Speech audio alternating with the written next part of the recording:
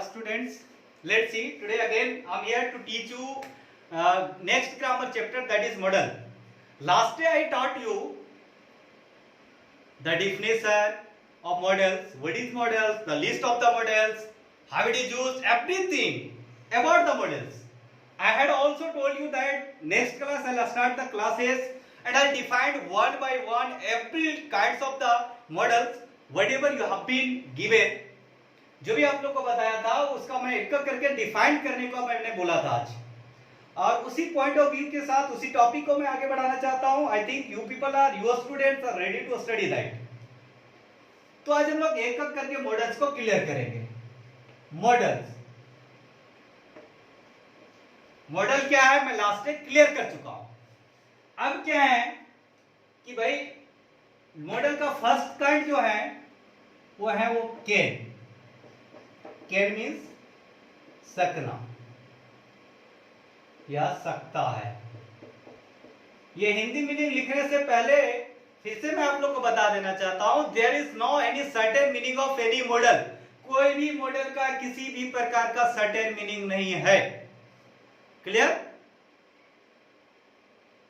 अब पूछोगे सर कि नहीं है तो फिर आप लिखे क्या? मैं लिखा almost it is used as it is. ऐसा यूज किया जाता है अधिकांशतः. Second thing is here. अब ये भी पूछ सकते हो सर फिर हिंदी मीनिंग नहीं होता है तो क्या होता है? होता है, but it depend upon situation और सेंटेंस. ये सेंटेंस पर डिपेंड होता है. It is used in which condition, कैसी स्थिति में इसका प्रयोग किया गया है, and according to that models is used. और उसके अनुसार मॉडल और उसका हिंदी मीनिंग यूज होते हैं. मॉडल्स को पढ़ाने से पहले मैं इसका स्ट्रक्चर सबसे पहले क्लियर करना चाहता हूं. The structure of model. Let's see. Subject, modal, V1 and object. Clear? One thing more I would like to clear you all. Modal always takes first form of the verb. Model के साथ हमेशा verb का first form use होंगे. Don't use V2, V3, V4 even. कभी भी V2, V3, V4 use नहीं करोगे, V5 use नहीं करोगे. All the times first form of the verb you have to use. Clear? I hope you understood better. शायद मुझे लग रहा है कि आप लोग समझ गए होंगे. अब पहला यूज मॉडल का पढ़ेंगे. कैन का first use. It shows ability and power. Let's see. It means यह शोज मींस बताता है या दर्शाता है. एबिलिटी मींस योग्यता,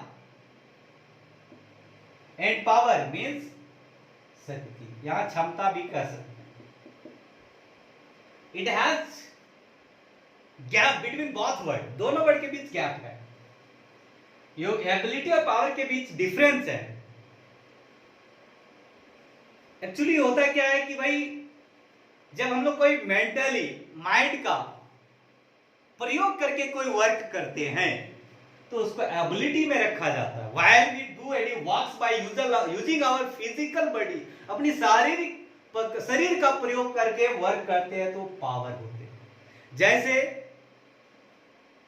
होता है क्या है कि भाई कह सकते हो कि मैं एक अच्छे इंग्लिश स्पीकर बन सकता हूं. दूसरी ओर कह सकते हो कि मैं 10वां में टॉपर बन सकता हूं. तो टॉपर बनने के लिए हमें मेंटली ब्रिलियंट होने की आवश्यकता है, ना कि शारीरिक बहुत मोटे शक्तिशाली पावरफुल बनने की आवश्यकता.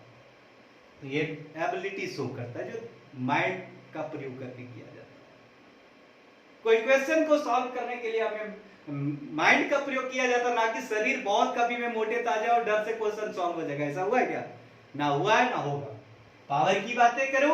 मुझे कोई 50 केजी कोई सामान ऊपर उठा छत पर ले जाने की जरूरत पड़ेगी तो आप बहुत ब्रिलियंट हो, स्कूल टॉपर हो, डिस्ट्रिक्ट टॉपर हो, उससे कोई मतलब नहीं है.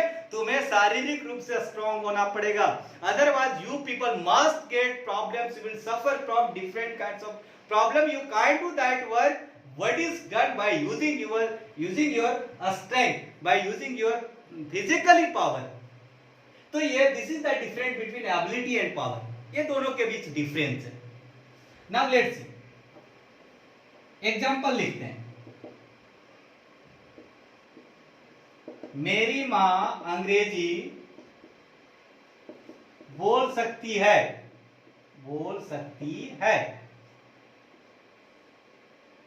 मेरी माँ अंग्रेजी बोल सकती, क्यों? क्योंकि वो पढ़ी लिखी है, जानकार है। ऐसा थोड़ी है कि मेरी माँ या किसी की माँ बहुत मोटी है, बहुत बलवान है, अच्छी रेसलर थी, कुश्तीकार थी, तो वो अंग्रेजी डर से अंग्रेजी निकलने लगेगा, ऐसा है क्या?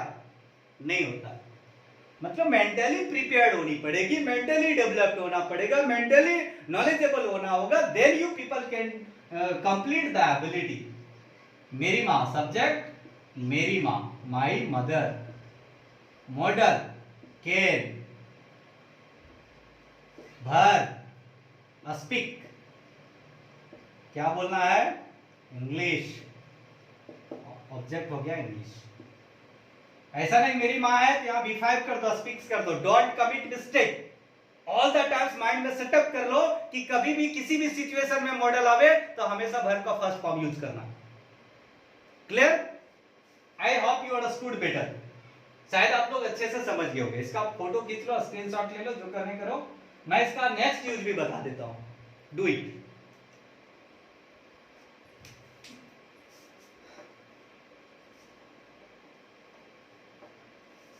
Let's see second use of it.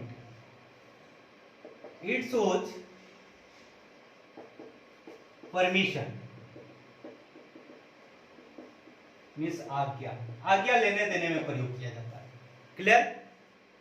In my 12 years career as a teacher, मैं 12 साल के करियर में शिक्षक के रूप में आज तक बच्चों को नहीं देखा हूं कैन का प्रयोग करते हुए with teachers to take permission, permission लेने के लिए।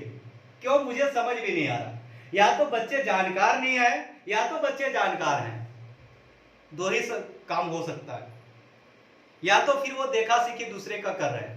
यदि तीनों में जो भी प्रॉब्लम होगा वो तीनों का सॉल्यूशन आज मैं कर देता हूं, जो बच्चे इसका इंटरेस्ट लेना चाहते हैं।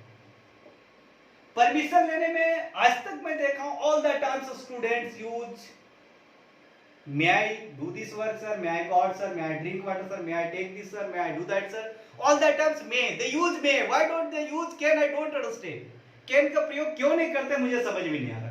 और बच्चे यही सब क्वेश्चन में फंसते हैं परीक्षा में जब आते हैं, क्योंकि परमिशन ये भी शो करता है, परमिशन में भी करता है। What is the difference between both? Let's see. Can, may, दोनों में डिफरेंस है, बता दो। Can is a informal, can एक इनफॉर्मल वर्ड है, while may is a formal word, may formal word है, औपचारिक शब्द। Informal words is used with the person whom we are very intimate और close, जिसके साथ हम लोग बहुत नजदीक है, घनिष्ठता है, जिसको सब कुछ शेयर कर सकते हैं।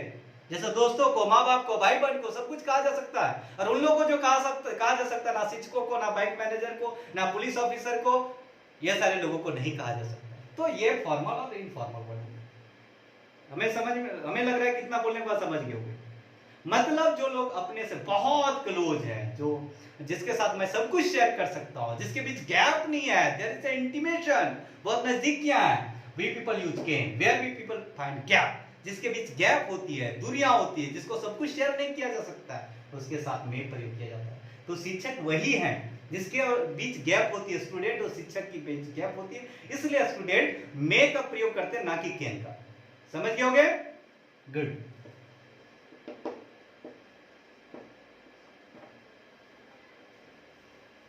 फॉर एग्जाम्पल, क्या